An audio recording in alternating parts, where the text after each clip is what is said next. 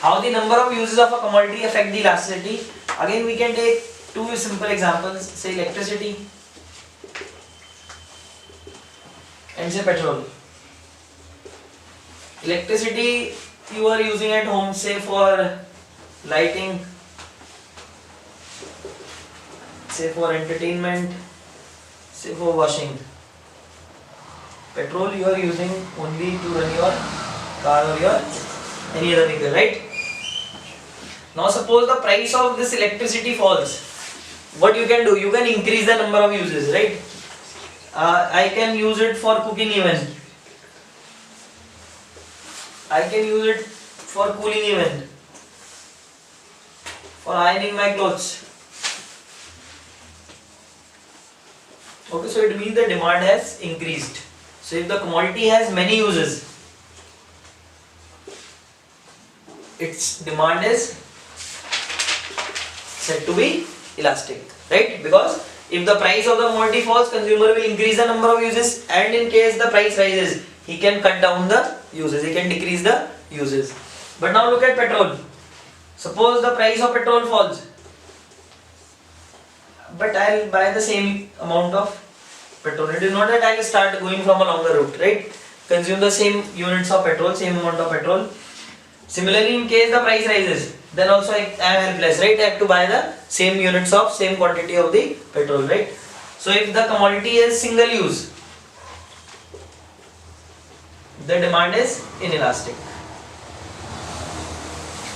Okay, so this is this particular part is very important. The question is often asked from any of these determinants of elasticity, right? So whenever you have to explain, you use these keywords. This should always be, for this point, these are the keywords. When it would be elastic, when it would be inelastic, that you have to mention, right? Now after discussing about the factors of elasticity, we move on to the degrees of elasticity.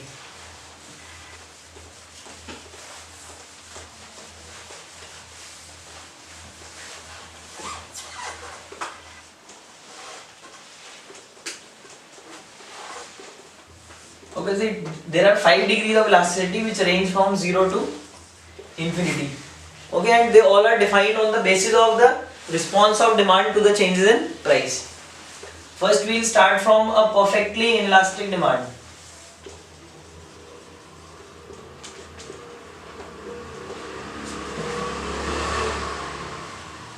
Or mathematically, ED is equal to 0. It means that the demand cannot or can't respond to any changes in price. Practically, there is no commodity which has perfectly inelastic demand, but yes, you can theoretically use the example of a salt, where we have already seen, even when the price was changing, the demand for salt was not increasing or decreasing. Diagrammatically, it can be represented. Again, I take the quantity demanded on the x-axis, the price of the commodity on the y-axis. You can see that the price may be OP or maybe OP1 or maybe OP2. The quantity remains the same, right? Price is changing, but quantity remains OQ, perfectly inelastic demand, right?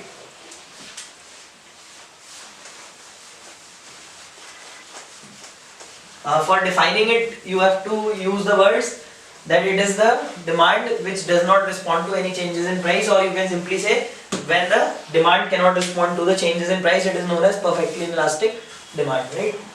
Second is relatively inelastic, or you can simply call it as inelastic demand. Mathematically, ED is greater than 0 but less than 1, right?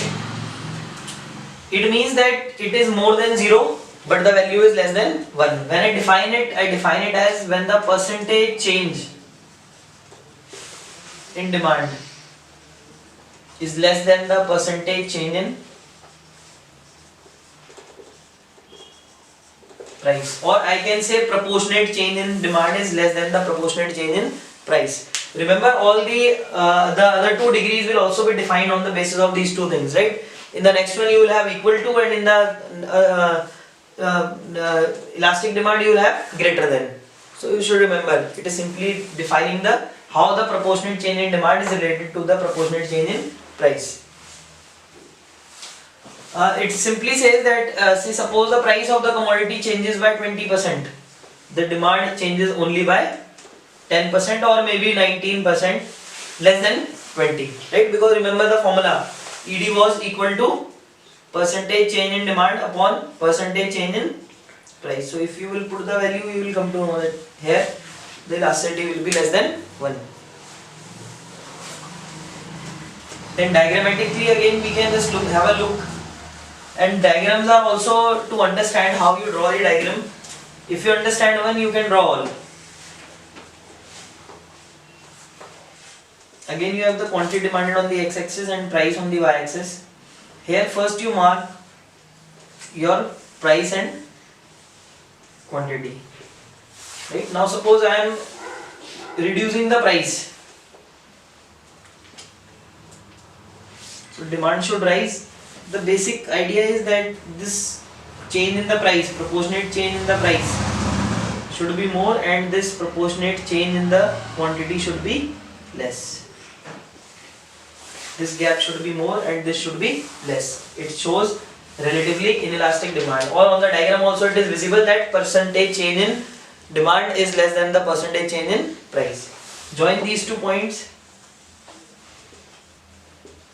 and this is the curve for the relatively inelastic demand. So next 2 diagram also on the same logic.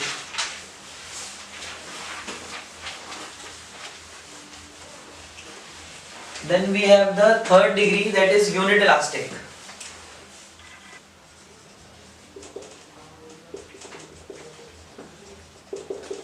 Or unitary elastic. Here we say that ED is equal to 1. It means that the percentage change in demand is equal to the percentage change in price, right? If the price changes by say 20%, demand also changes by 20%. Again, if you apply the formula of ED, then you will get it equal to 1. Again, diagrammatically also we can represent the unit elastic demand the same way. Again, you first mark OP and OQ. Remember, here we have the price, here we have the quantity demanded. Now this time I should try and make equal gap between P1 and Q1. And you can use your scale for that. Again, you join these 2 lines, these 2 points with a straight line. This is your demand curve depicting unit elasticity, right? Again, you just have to remember this. This is the logic. Then next is the 4th degree of elasticity, that is relatively elastic.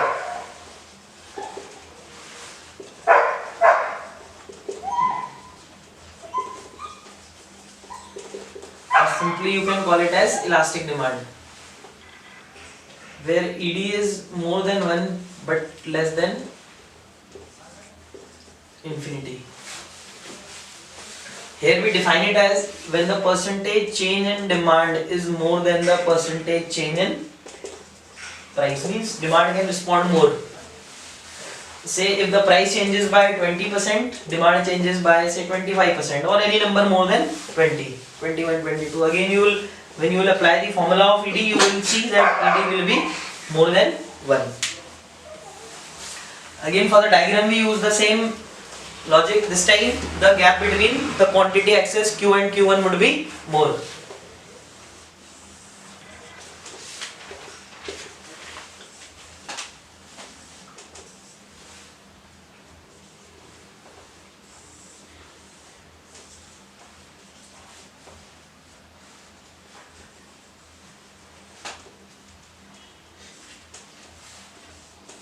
Now again you can see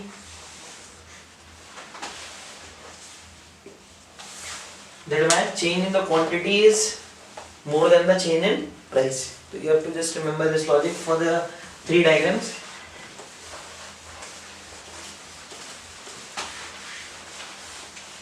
Next and the last degree of elasticity is perfectly elastic demand.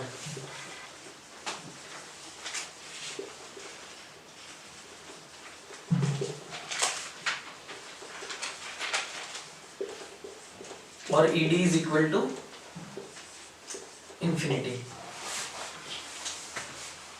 It is defined as when the demand keeps fluctuating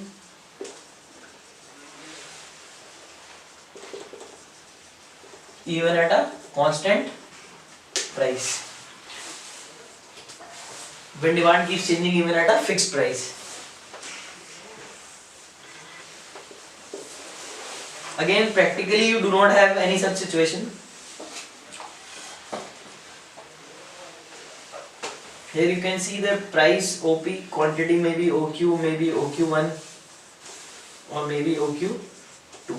So demand is changing even at a fixed price.